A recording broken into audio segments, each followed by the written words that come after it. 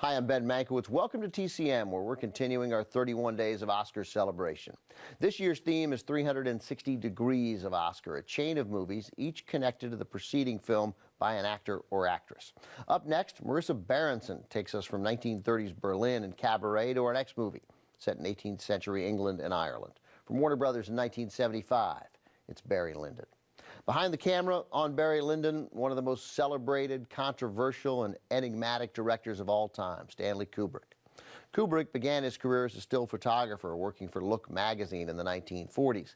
Given that background, it is not surprising that every Kubrick film has its own visual style, from the clean, starlit skies of 1968's 2001: A Space Odyssey to the dreamlike, ornate settings of his final film, Eyes Wide Shut. That was 1999.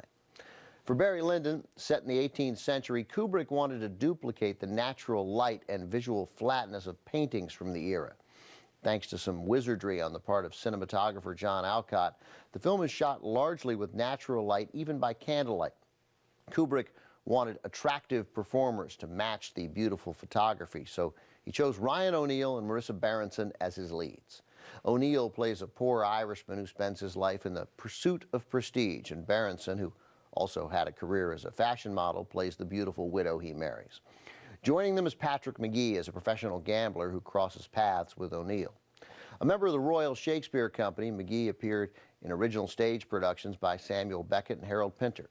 He also appeared in several horror films shot in England. Barry Lyndon marked the second time he worked with Stanley Kubrick. 4 years earlier, the two made A Clockwork Orange, which we'll be bringing you later tonight. But now, from 1975, with a cast that also includes Hardy Kruger, with narration by Michael Hordern, here's Barry Lyndon. Barry Lyndon was nominated for 7 Academy Awards, winning 4 for cinematography, art direction, costume design, and adapted score. Because the finished film was 3 hours long, and because it took almost a year to shoot, there was a bit of a critical backlash when Barry Lyndon was released, and the film was not a box office success. But as it's but one of 13 movies directed by Stanley Kubrick, its reputation has grown since. Barry Lyndon placed in the top 100 films of all time in a recent poll conducted by Sight and Sound magazine.